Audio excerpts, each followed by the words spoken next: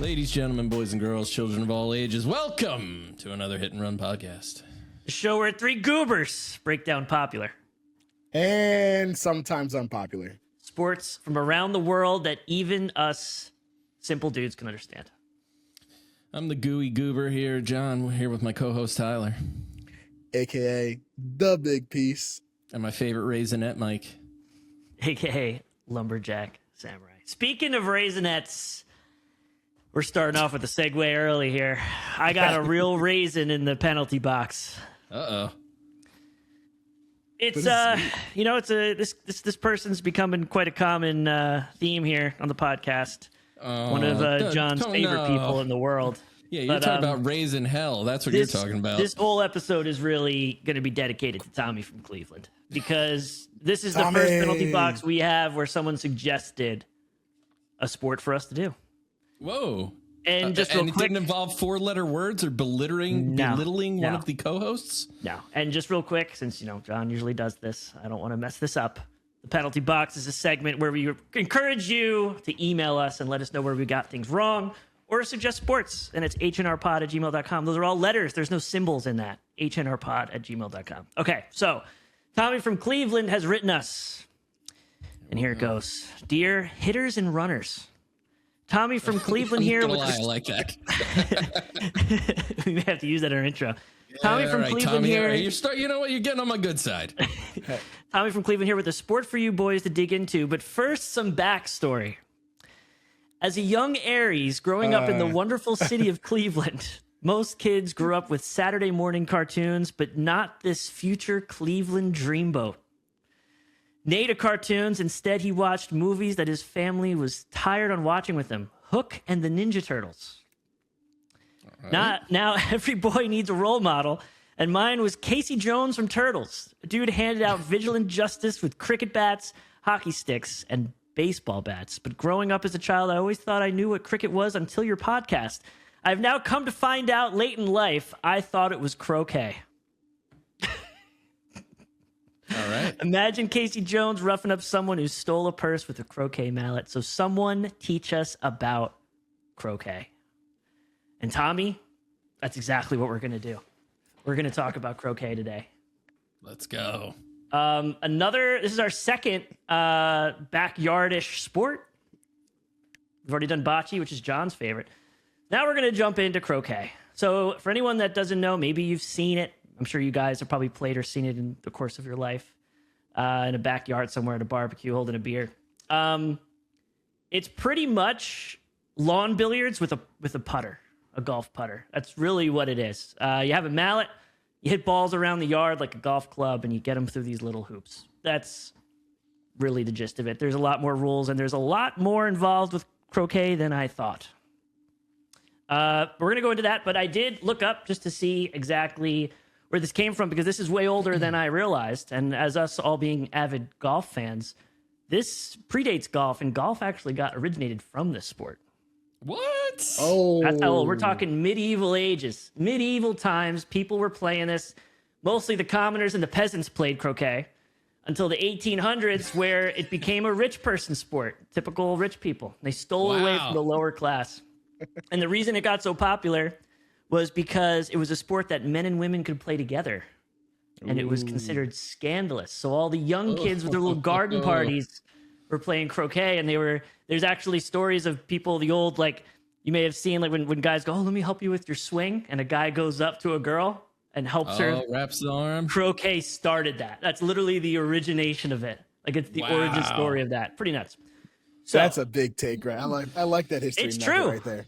Look at them, Charles. It's Look true. at the peasants wearing their short pants and holding hands while they hit their mallets. Pretty much. Okay, so we'll jump into the rules real quick. It's pretty simple. I'm going to go over your traditional backyard croquet romp. There's a lot of different. That's what a game. That's what I'm calling it. Of croquet. It's called a romp. I'm calling it a romp. We've got a 6-header back-to-back series of romps coming up. Okay, so it's turn-based strategy sport. You play it on grass. Like I said, you got a mallet, you get a colored ball, and you have to move the ball through these hoops, and they're called wickets. Nice little callback. Hey. way back. Is it the first episode, right? I think it was the first Yeah, episode. very first one. And then you just have to go through these wickets in a specific order, and then you finish by going all the way around and either ending at the beginning, or sometimes they put a central stake in the ground and you have to hit the stake. So that's the basic rules. Say you want to play it, right? You get your little kit off of Amazon or something. You go in the backyard. You just need a rectangular patch of grass, and you get 9 wickets. That's traditionally what backyard is. When you get into competitive, it's like 6, and it gets into all sorts of crazy rules, and we could go into more of that in the Q&A. But your typical backyard romp is going to be 9 wickets. And you have a stake at the start, and you have a stake at the turn. So I want you to picture a figure 8, and at the bottom of the figure 8 is your start.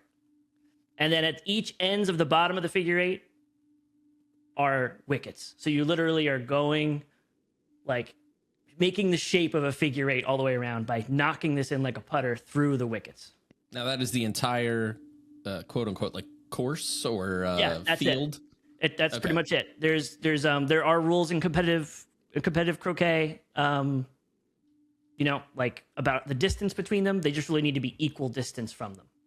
And typically in the start, you have your start stake, and then you have 2 wickets lined up in a line, and you have to knock them through them like together. So you have to knock them through the first one, second one, and then you can play.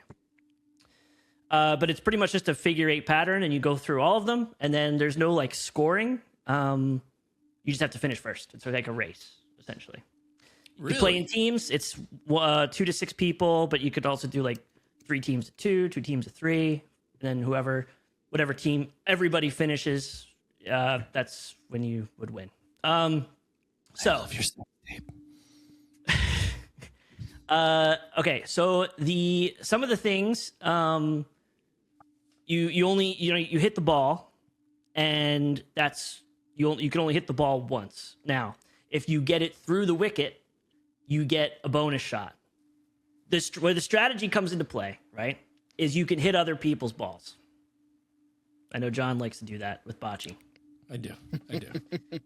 So when you hit another person, so it's actually way more strategy than I would have realized. I was just thinking you just got to get it through the wicket, right? And it's just like pool, right? When you get a ball in, you keep going until you miss, essentially. So that's exactly like croquet. You can get it through all the wickets, but it's obviously not very easy to do that. It's called I believe it's called a break, where you just keep going. So what people will do is when you hit another person's ball, you get 2 bonus shots. So to go on a break, you essentially use the other balls to kind of push them away. Then you could use their ball to hit your ball closer to a wicket for your first shot. Then your second shot, you go through the wicket, and then you keep going. And you could literally go through the entire course in one turn. And people have done it. Like, it takes like 20 minutes or something. They literally just like pool, you go through the whole thing. Like a total menace.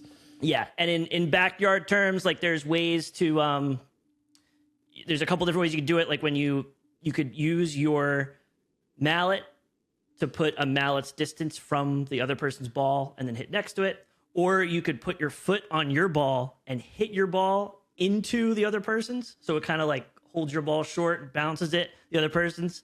Or you could just hit your ball and knock the other person's ball out. And then people are doing like jump shots where you have to like hit upwards on it and it could jump over a ball but still go through the wicket. Oh, that's a big piece right there. Yeah, Got your name written all over it. It gets pretty crazy. And if you hit a ball and it goes through the wicket, if you hit someone else's ball and it bounced through the wicket, it doesn't count. If you go through the wicket and you hit another person's ball, it counts, but you don't get the 2 bonus hits as you would if you hit a ball. So it kind of slows it down there. The biggest thing with other competitive stuff, they have like a lot of the stuff on YouTube is like golf croquet. And you just have one turn. Like you may have seen that, John, where you just hit it once and that's it. There's no like bonus hits and stuff like that. And then there's like 6 and they have like stakes to do different things. You got to hit stakes, stuff like that. But that's pretty much your rules for your traditional backyard croquet.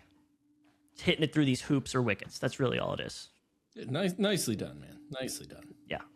The version of the one you just said without extra bonus shots sounds very boring. I feel like I want to have the strategy of like, hey, if I hit this person's ball right now, I get an extra 2 shots. Like there's still strategy with some of that, because I don't know about with golf croquet, but some of the competitive croquet, you can play 2 balls. Oh, all right. Each person can get 2 balls to play, so you can like you still have to get them both through the course, so you can't just like leave one at the beginning and get the other one through. But they'll use that one where, or even with golf croquet, they'll try to position their ball like a lag putt almost and block the wicket and just have it sit there, because if you touch that ball and go through, it doesn't count, and now you have to go all the way back around because you can't go backwards to the wicket. You can only go in a designated direction.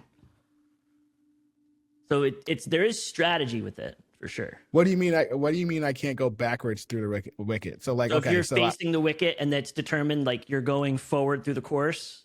Yes. If you go past it, you can't go through the wicket the way you're standing. Like, you have to go the way it's pointed.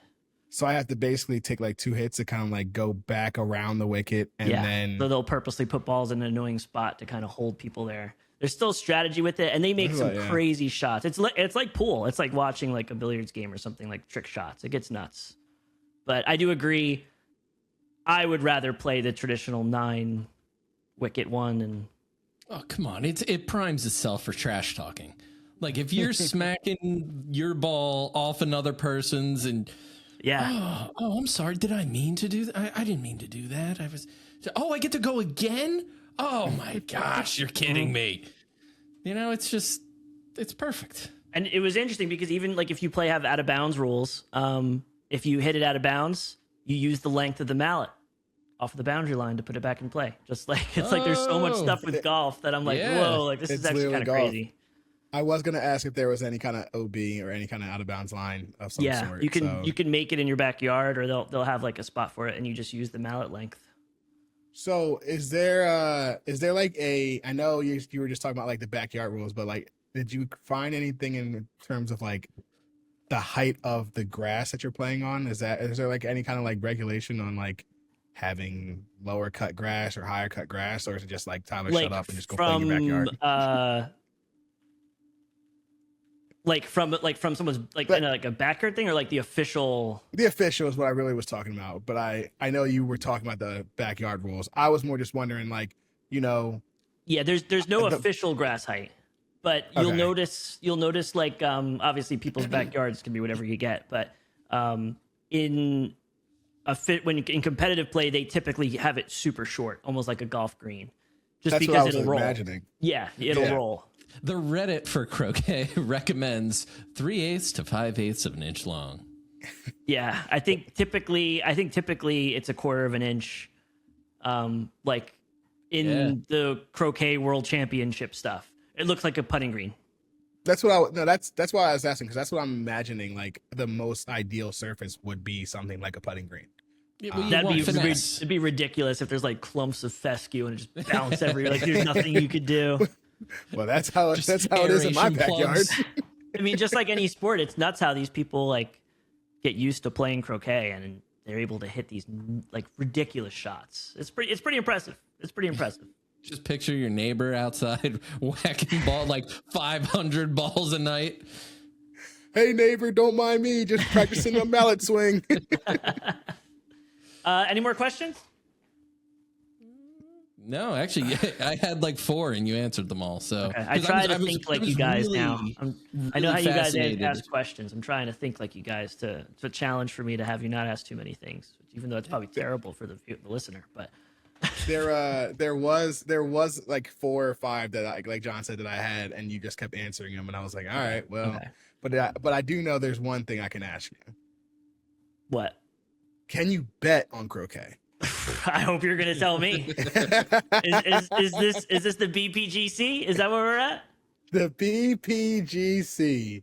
And for all of our wonderful listeners, that stands for the Big Piece Gambling Corner, baby. So, sadly, believe it or not, you can't 100% bet on croquet. some of these sports books like FanDuel and DraftKings will have certain croquet matches. They're like the really big ones, and they have to be like the World Championship stuff. Yeah, like sanctioned by like the World Croquet Federation or the WCF. You know what I'm saying?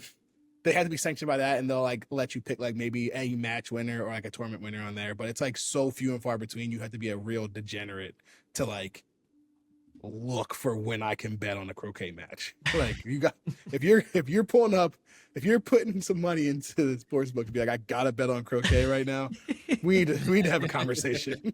What about Kalshi or what's that one that you could bet on like everything? What's it called again? Kalshi, yeah. Kalshi? Yeah. I don't know how to pronounce it, but like I know what you're talking about. But we're not really going to talk about actually betting on the sport. Ooh. While I was researching, I started to realize something because, you know, I'm a degenerate myself. Croquet seems like it might be the easiest sport in the world to actually rig. Like you're blowing up somebody's spot. Don't get me wrong at all. I'm not saying that someone is actually rigging croquet. They're just trying to put food on the table for their families, Tyler. I'm just saying if someone wanted to, it'd be really easy to do. I mean, first of all, it's self-officiated. Like any sport that's a self-officiated sport is a red flag right there. I mean, like you're gonna take my word for it, dog. What? I lie just for fun sometimes. You're gonna tell me you're gonna take my word for it? So that's a red flag. Like if there's no rule book, like let's be honest, you know, bulls are just out here cheating. But this is my thesis in terms of how I think it's the easiest one you could rig. Collusion. That's such a simple way. If me, John, and Mike are playing, and I'm like, you know what, John, we should really, really mess with Mike right here. I can easily just turn to John and be like, I'm gonna hit your spawn to a spot. You're gonna return the favor later, and we're just really gonna mess with Mike, put him on full blown tilt. Wow. It's not illegal. It's called strategy. You said it yourself earlier, Mike. It's just strategy. We're just gonna split the purse at the end. That is true. Yeah, I'd call it cheating. The selective rule enforcement that they have. Oh, did I double tap that ball? No, that was the lawn. It wasn't me. Does that wicket always lean that way? I don't know. It helped me this time though. Like there's so many different ways that you can just like kind of wiggle your way out of like different rules that like how can you claim that you can't break this sport? And of course the easiest way would really just be all the constant trash talk that you could actually do in croquet, and it's considered, you know, allowed and encouraged. Mike hits a terrible shot, and I just look at him and go, bold choice. Wouldn't have done that. Think about how he wants to hit me. Yeah, think about how he wants to hit me with his mallet when he says that. When I say everyone's armed. You know what? Let him take a swing. He's disqualified. You win. And there it is. And I put a bunch of money on me to do that. And like, I was also thinking, like, imagine if like ESPN just had like a croquet scandal headline. It's just like player claims that the mallet slipped and the entire club was convinced. Like you see the video of him like just like beating him. It slipped multiple times. Yeah. Like I'm telling you, it would be absolutely hilarious if ESPN had those. I'm just saying, like, maybe call it being a degenerate, but this just seems like the easiest sport that you could definitely rig. Not saying anyone does it, but not saying anyone doesn't do it either. Just throwing it out there. That's true. I think you're on. I'm afraid to play this with you guys now. You should be. Very afraid. But, John, do you have another quiz for us this week?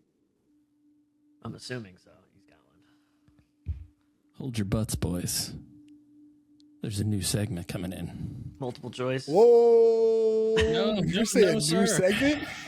This is a This is my own personal Hall of Fame.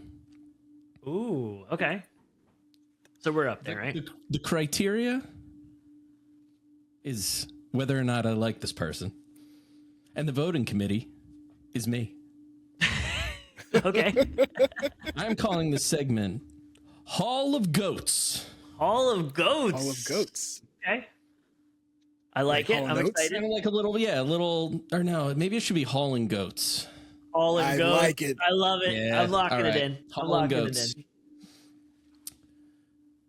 So, the world of croquet, it has its superstars. You got your Robert Fulfords, you got your Reg Bamfords, maybe a Matthew Essick from the good old US of A. But I'm not interested in those people. You know who I'm interested in? June Jury. June Jury. 94-year-old competitive croquet playing June mother effing Jury. You know what? The jury is in, and June makes the Hall of Fame cut. Now, she plays for the Ramsgate Croquet Club, and she's been playing for them for 36 years. Oh my God. So she started when she was like in her 60s. Yes. She's got 15 grandchildren, 9 great-grandchildren. And they're all older than us. Dude. And you know what? She loves croquet because it meant she could just enjoy some fresh air. If that is not a testament to what generation she came up with, I don't know what would be. But she is her quote when the Guinness Book of Records inducted her into their Hall of Fame, a little different than mine. She said, "I'm very lucky that I can still think for myself, and I'll keep playing for as long as I can." So it is huh? She's still playing? She's still playing. Wow. Yeah, she made it just 4 months shy of her 95th birthday. Oh. So we say, imagine we could bet on her. Bet on June. you know what? I think June is an upstanding, by the textbook croquet player. June is definitely rigging matches. I'm just you don't play there. for 36 years without learning something. She's rigging everything. It's impossible. I could just see her having like those like backhanded kind of compliments where it throws you off your game a little bit, and you're like, "Oh, you're gonna pull your mallet back that far? It's such a short shot." Oh, well, Getting in people's heads. Go ahead, dear. You know what you're doing. I've only been playing for 36 years. Well, what do I know? Let me get back to the kitchen. Dude, come on. She said she loves to play to get a breath of fresh air. That poor woman. But that's pretty nuts. I'll be reaching out to June and sending her the Hauling Goats trophy. She is the inaugural member. And what does that trophy look like, by the way? Is she gonna get scared when she sees it? I mean, it's pretty much just going to be Daryl Hall, like Daryl Hall, like riding a goat. Or maybe Daryl Hall delivers a goat-shaped trophy. You think he'd do that? And he'd be like, "Hit up the penalty box, Daryl Hall." So June Jury, we here at the Hit and Run podcast salute you. I love it. You're a Hall of Famer in my book, June. Here's to many more years of croquet. Cheers. All right, Mikey, what do you got for us today? I like that. I just want to say I like that segment. That's my new favorite. It's all right. So I'm bringing back another one. The other time we did the backyard sports, we did bocce. We talked about the unwritten rules. I'm going to bring it back. I'm trying to do some callbacks. I'm trying to be fancy here. So I got some unwritten rules for croquet. Number 1, do not celebrate loudly. Quiet and acceptable. So British. Mm-hmm. So British. Yep. It's an eloquent sport. Yes. Number 2, never comment on someone's stance while they're lining up. Let him go. Right? Let him go. I think that's part of the trash talk, though. Dude, I'm saying Bobby Croquet or whoever came up with the game, who also tried to make his last name sound fancy. He's like, it's called Croquet. Probably had some weird stance, and he's like, you're never supposed to comment on someone's stance. Don't make fun of me. Number 3, if someone says, am I lined up right? You just lie to them. And you let them go. That is on them. Yeah. That is on them. Just like Tyler, because he said he lies for fun, according to him. That's his quote. Talk about a callback. Yeah. Number 4, you're allowed to be competitive. You're not allowed to look competitive. What does that mean? Ties in with number 5. No one admits how long they've been playing. Everyone claims they're rusty. This means you've been playing since a little toddler, romping out with Croquet in the backyard. Don't act like you've been playing that long. Be humble a little bit. Number 6, you must pretend that the lawn conditions affect everyone equally, even when they do not. Great. Number 7, if a ball gets sent way out of position, do not react. Silence is respect. It's a gentleman's game here, okay? Yeah. Sure. Clearly. Number 8, mallets are not leaned on like canes. Do not lean on the mallet. You look ridiculous. No, there's definitely pictures of people leaning on their mallet. They look ridiculous. Number 9, you don't ask what someone's strategy is. Just like in poker, you don't ask for their hand. You just let them go, even though it may be stupid. They're standing the wrong way and they're hitting the wrong way. You just don't ask them. Number 10, like any true backyard match, the angrier someone gets, the quieter the game becomes. That's how you know it's become serious. Oh. If it's angry, you just let them go. And those are my 10 unwritten rules of croquet. It's beautiful. That's it. That's beautiful. Speaking of unwritten, I can't even do it. I can't even do it. That was too far. It wasn't funny enough. What are we drinking though, guys? I got some iced coffee actually today. Not a sponsor of the podcast, but I'm drinking a Liquid Death Arnold Palmer. It's called the Dead Billionaire. That is very good. I've had that before. I have a nice vodka-filled water bottle. Hey, all right. Undercover drinking. I love it. But sometimes you just can't let them know your next move. So you just got to show like a little vodka in the water bottle. They think it's water, and until I'm just like swearing my words and trying to fight every single person I come across. Simple as that. Speaking of fighting things, how's the health? I know you've been fighting off a little flu there. Good segue. I'm gonna write that down. I don't think you understand, John. Whatever is going around the wonderful United States of America right now around the holidays, or not even holidays at this point anymore. The winter, super flu. No, super flu. I was just gonna say, there's a band called Super Flu. Yeah. I don't understand how in the world this thing is still bothering me, but it's been about like 3.5 weeks at this point. Have you ever thought maybe it's because of you? Maybe you're just I just keep getting myself really sick. Yeah, maybe you're just weak. Or maybe God is punishing you. Ooh. I'm going to say we should ask June what she does, because June is still croquet, and she probably has some really good remedies. Maybe she's chugging bourbon on the side. One like sip and a gin martini every day. Just one in moderation. Yeah, I'm going to say that it's 100% not any of the stuff that you guys are saying, because I'm not soft. It's more so when I first got sick, I made a deal with God that said, let me be the only one to get sick in this house. And I'm the only one that's been sick for 3 weeks. I thought it was going to be like 3 days. Deal. You're a martyr.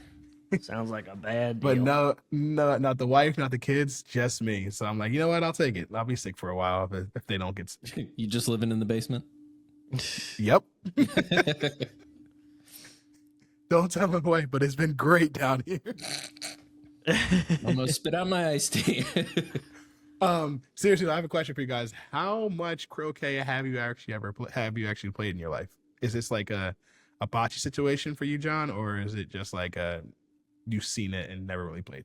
I have held a mallet once and never swung it against a ball. I'm not John level bocce for sure. But I used to play a lot when I was like younger with like neighbors and stuff when I grew up. But I don't really remember it. I mean, I was a child. Pretty much. With the wickets, it was definitely a lot of it... summers of playing it, like badminton and bocce and stuff like that. Back when you didn't have technology. Sport family pack that you get from the sporting goods store. Back then, it was probably just like rebar bent into like a wicket or something. There probably wasn't any fancy kit. Real estate signs. Well, over at the Clark residence growing up, that was the sport of choice in the backyard for most of our childhood. And really, did you guys play it with the correct rules? Oh, and as a kid, absolutely not. It was just hit this thing as hard as you can and try and get through one of the wickets. Yeah, right. We call it the holes. But then, hey, bro, lay down. Wham. In 2020, when the pandemic hit and no one could do anything, I took it upon myself to buy a really fancy croquet set because it's my mom's favorite thing to play, and she didn't have a set anymore because we broke it as children because we're hoodlums. And the whole entire family for like a solid year straight was just like croquet, and we just go straight outside and just play. So if you ever want to come get beat up in a little croquet, you know where to find us, dude. Especially if we can get Mama Big Piece in there. Oh, you would see a different side of her. You'd be like, you're so nice, except for you have a mallet in your hand. Yes. This summer we may have to do some of these sports. Not may have to. 100%. Okay. This is what the people want to see, Mike. I'll wear GoPros. Yeah, I love it. But what they really want to see is rate the sport. Yeah, it's time to rate it. Tyler, segues. Go for it. I want to hear this because now we have clearly a long history of you playing croquet that I didn't know about. I didn't know you had that side to you, a little croquet side. The nostalgia definitely puts it up pretty high. It's pretty high. I can't the highest you have, by the way, 8.2. Yeah, really? Yeah, that's the highest you have so far. You're mostly in the sixes. Cricket and darts started off in the sevens, but you've been pretty much consistently in the sixes, except Bocce put 4.6 because you were angry. You know exactly why, Bocce. If you don't, go back and listen to it, listeners. I have a valid reason for Bocce being so low. It ain't a good one. It is a good one. I'm going to go out and say that croquet is a solid 7.9. 7.9. Whoa. 7.9. Wow. Yeah. Love it. I was gonna have you go next, John, but I did 7.9 also, so I just have to say that I literally had 7.9. So you go now, John. Sorry, I just had to. I was excited. Not quite as high, but still in the ballpark. A 7.7. Ooh, okay. Look at us. Hey, that's a 7.8 free repeating. That's called locked in right there. Hive mind. We need to make a bet now on this for something this weekend or something going on. Just played a lot. See where June's playing next. Let's go fly out there and throw some cash down right on the 1/4-inch grass. She steps on it. Okay, so that's a 7.8 for croquet. Yeah, great sport. Not as good as your jump shot. Oh, the jumper. Yeah, I've been practicing, boys. Have you been? Even though you've been sick, is this your flu game? Is this your jump shot? What else can I do besides just practice my jump shot down here? Yeah. I don't even want to bet anymore. I don't even want to put what I'm going to do. Like you guys got to tell the listeners what you're betting. Yes or no, I'm going to make it because I'm going to sign out and knock this thing down. Okay. Croquet, hell of a sport. Not as good as my jumper though. Okay, so we know his jumper is more than a 7.9. He's not even doing a jumper. He's doing a lean back. He's sitting down. He's sitting down. He's sitting down. You guys put your bet in? I'm going yes. All right. I am going no. He's sitting down. Oh. Brick. I hate you so much. course you said no, John. You're a machine with this. You're a I machine. needed to warm up. I needed to warm up. You said you've been practicing. All right, I just told you earlier I lie. Let's take a second. Take a second shot. Take No, a second shot. no Second second shot? shot. No, it's not going to count. Second shot. No, it's not He counting. says, I told you I have to warm up. It's not count. That's not counting. It doesn't count. Drained That it was from the nothing, chair. nothing but You're net. sitting. Come on. It's ridiculous. Absolutely ridiculous. Listeners, they're just mad because This is the My new jumper's quiz. still This is the new wet. quiz I'm for not me. mad. I'm not mad at anything. This is the new I quiz. am raking it in. But thank you as always for joining us for another episode of Hit and Run. We hope you like croquet, and if you don't, screw you, but keep listening. And our quote this week, boys, I don't know if you heard, Jermaine Cole, the bill is back, the dream is back, the bill is back. Jermaine Cole Okay. is going to drop another album, his final one, in about 3 weeks. So with that said, first things first, rest in peace, Uncle Phil. Thank you for listening to another episode of the Hit and Run podcast. Please be sure to share the podcast with your friends and family and follow us on all social media platforms at HNRPod. If you want to tell us where we screwed up with darts, or if anyone can please, for the love of God, tell Tyler and I what jarts is, send us an email at hnrpod@gmail.com. That is hnrpod@gmail.com. Thank you again, and as always, screw you, but keep listening.